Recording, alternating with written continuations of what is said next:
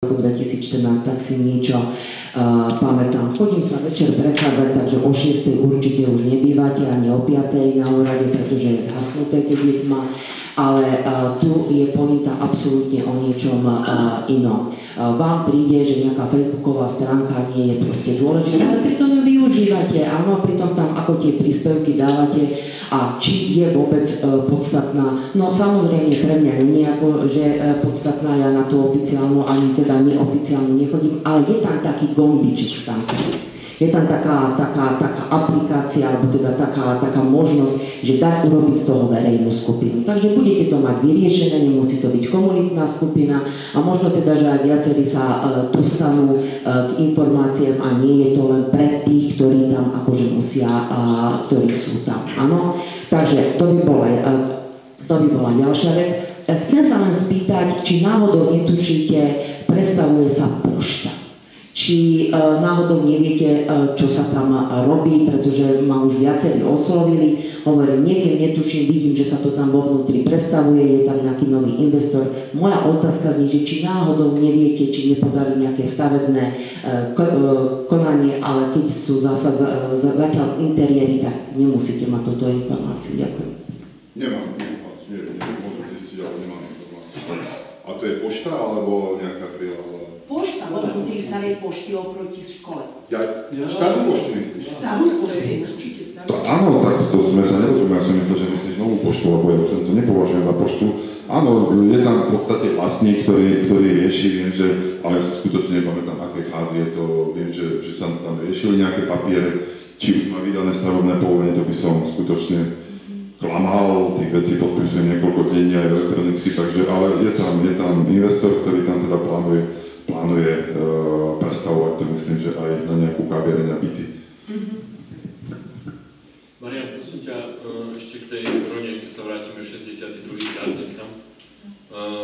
Viem, že tam bola nejaká diskusia na tej stránke, ale nedalo by sa tam, ja viem, že je to možno nejako inak pre teba, ale nedalo by sa tam oficiálne dať stanovisko za obec teraz a uzavrieť túto skupinu, teraz alebo to vlákno, že momentálne sme dohodnutí s Ronou, navštívili nás na obecnom zastupiteľstve, čo je krok pozitívny a vlastne takýmto spôsobom, že pokračujú rokovania, je tam nejaký návrh ich strany a nechceme zbytočne kľudiť a zároveň asi aj možno nejaké to poďakovanie alebo pochváliť sa to, čo vlastne tu bolo povedané, viem, však ako v dobrom, aby tie vzťahy boli aj možno touto stránkou opravené. Ja viem, že nemáte toho málo na úrade, ako si povedal, počujem to, ale... Sedel som pred tým monitorom a rozmyslel som, že či tam niečo napíšem v tomto duchu a potom hovorím, rozpútam zase ďalšiu diskusiu a to bude ešte horšie. Ale možno to vlákno uzavrieť sa dá. Momentálne, že nechceme... Ale nemôžeš niečo napísať a nepustiť tým ľudí ďalej diskutovať, proste to... A sedel som nad tým, rozmýšľal som, čo napíšem, ako napíšem. Tí fakty sú také, že ten inzerát po zverejnení, to sa proste, ako, viete, ten inzerát sa volá ponuka na predaj, hej? To proste je tak, no, tak čo tam k tomu poviem, že nie ponuka na predaj, že rokujeme, ale čak to som všade hovoril do tej televízie, že rokujeme a chceme sa dohodnúť a hovorím, že viete, my spolupracujeme s Ronou aj v iných oblastiach, to sú aj norské fondy, to je Skvarské múzeum, my chceme ísť ruka v ruke, aj čo sa týka cestovného ruchu, ale občas sa v tom manželstve stane taký zádrhel a musíme ho nejakým spôsobom vyriešiť. A ja som sa snažil vyhýbať tejto komunikácii, pokiaľ teda neprišli tí médiá. A skutočne ja som volal s nimi, teda, že aj s pánom Hadíkom, že aby prišli, sadíme si ruka v ruke a spoločne povedme vyjadrenie a bude to vyriešiť. Oni povedali, že sa nebudú vyjadrovať, no tak hovorím, bolo mi to hlúpe nevyjadriť sa slovenskej televízie. Ja si myslím ale, že oni teraz, aspoň to vyznelo celé, takže cítia takú krivdu z našej strany, že sme tam my nenapísali nič. A to som na to chcel apelovať, že či by sa tam... Zamyslíme sa nad tým, skúsime. Vlastne toto, čo si povedal tými 5 vetami, my ďalej spolupracujeme s Ronou, rozvíjame sa, chceme mať ďalšie projekty, robíme ďalej. Je zbytočné, áno, dobre, niekto spravil nejaký prešľap, áno, bolo to na ich strane prvý krok, pretože vieme, ako to bolo, ale že možno to uviesť na tú správnu mieru, tie emócie trošku tých ľudí fakt utišiť, vieš, to je... Neviem, to je môj názor iba na to. Aj kolegyňa povedala. Som ja na začiatku tiež povedala, ale normálne to dá nekomentovať, teda keď sa to dá, ja sa Jasné, že tí komentáre budú, ako si ty povedal, budú ďalej, ale bude tam stanovisko obce k tomu, že my máme na to takýto názor a nechajte nás ďalej pracovať v tom. Ale a potom mám druhú otázku. No. Kde zoberieme peniaze na ten kultúra? To nie je 100 000, podľa mňa to nebude 100 000. To už som sa pýtala, keď sme rozpočet schvalovali, že nie je to v tom rozpočte a podľa toho, jak tá cena tých 400 000 je a koľko stoja náklady toho kultúrneho domu, tak ja predpokladám, že tá Rona ako nedáva do toho ani tie náklady, ktoré za tie roky do toho dávala a pritom je to nárokovateľná položka, ja by som to preto povedala. Takže ja by som naozaj ostala, Miško, musím poďakovať aj tebe, Ivetka, že si to povedala k tým, že naozaj by asi zrejme tie korektné vzťahy medzi najväčším zamestnávateľom a vlastne dlhodobým prispievateľom a obci mali byť korektné. Posledný bod, prosím ťa, ešte ten slávny obchvat zdravotného strediska. Mohlo by sa tam vysýpať tie jamy na konci. Neviem, či je to náš pozemok, alebo to nie je náš pozemok, ako tu už máme. Pred tými garážami, tam je tankodrom normálne, keď sa 10 autami. Aj tam je nachystaný projekt na kompletné rekonštrukcie odvodnenie a hovorím, že neviem, že čo skôr do čoho sa pustiť. A hovorím, že ten park je krásny, úžasný, a tam má veľa financií, aj síl, aj všetkého, ale hovorím, teraz bola tá možnosť peniaze vyčerpať, takže sa na to hodili a tieto veci drobné nám uchodia jednoducho. To nie je len o tých, čo nám dali noví, to sú tam aj našikané, sú tam permanentne a teraz tam boli masívne, myslím, že bavíme sa o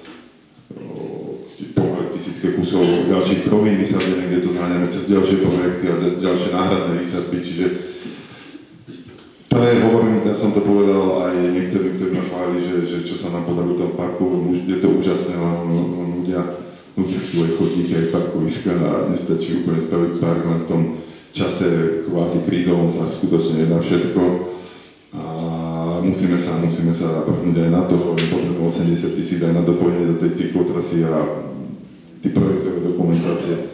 Je to drahé, je problém zohľadať bez tých projektov, ktorí sú oprávnení, projektantov oprávnení na tieto energetické veci všetko robiť, takže ideme, ja si myslím, že napredujeme veľmi, veľmi dobre, ale keď sa to vždy hodí na papier, že čo sa všetko podarilo a koľko peniazí sme získali, tak to vyzerá dobre, aj keď hovorím človeka zaujíma, že ako vyzerajú cesta, chodník a parkovisko prebieha domov, no tak toto už si ja musím znášať, že nedá sa to všetko.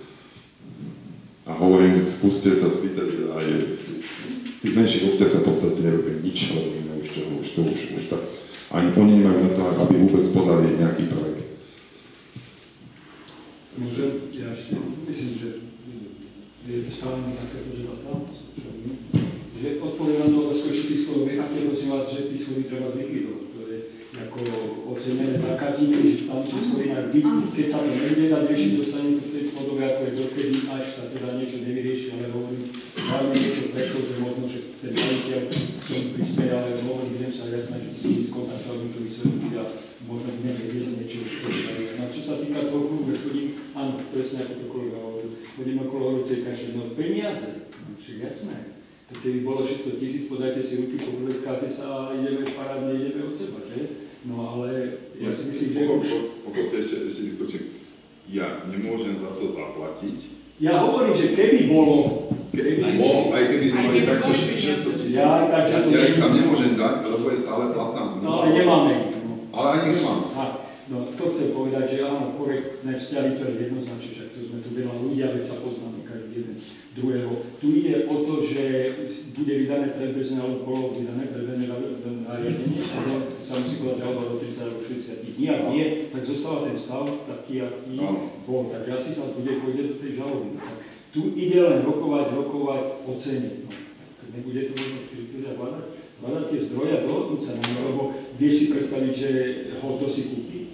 Náš záver je v podstate taký, že my, a to sa bavíme o legislatíve, my čo môžeme zaplatiť, je tých 1000 korún, plus vložené investície, nie prevádzkové náklady, vložené investície do toho majetku, znižené o nejakú amortizáciu.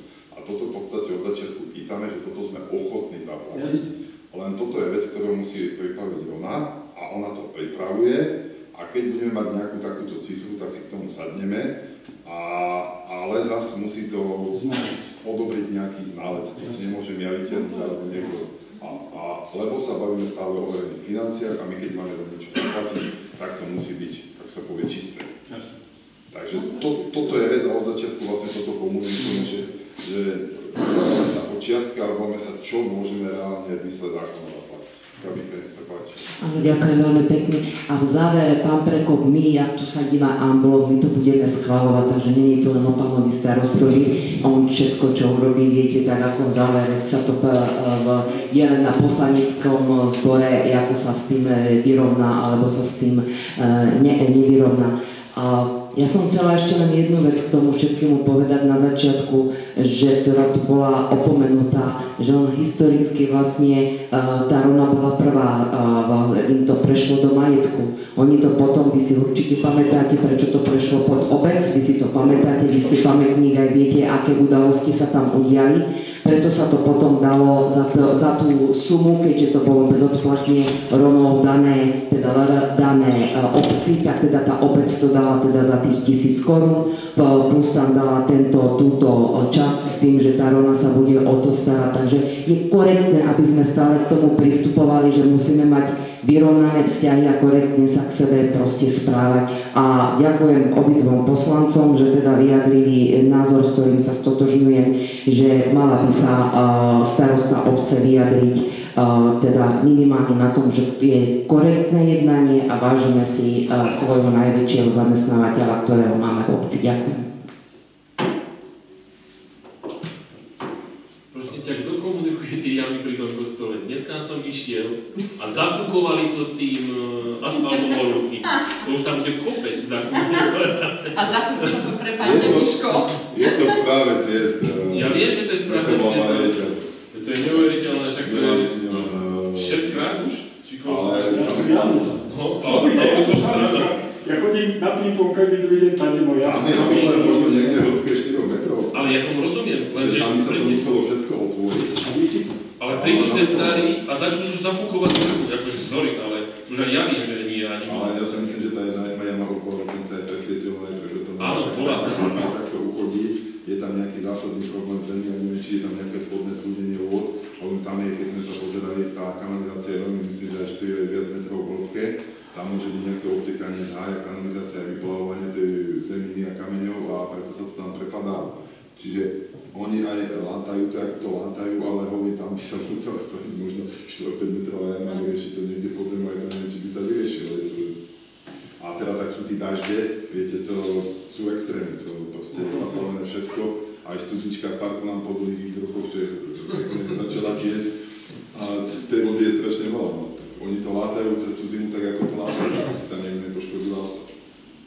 A oni to bolo, keď si pamätáte, aj viackrát vyrezané, na novo zaasfaltované, pod betónom, aj tak to môže zase dole. No to nie je nebezpečné. Tak bolo možno dobré aj nejaké značenie dať radšej, že možno to obchádzať nejak proti strane, ale boli to na Tam sa už len nebude. Neviem, čo sa tam deje. Jasne, má to na starostu cesta.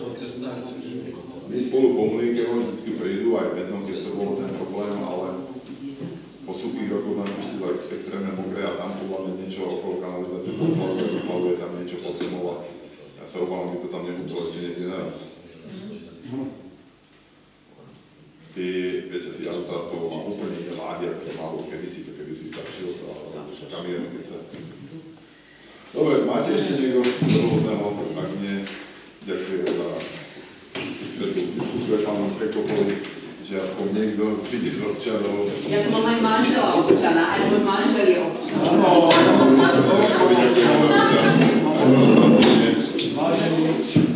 Jožko, ty si proste neviditeľný, že...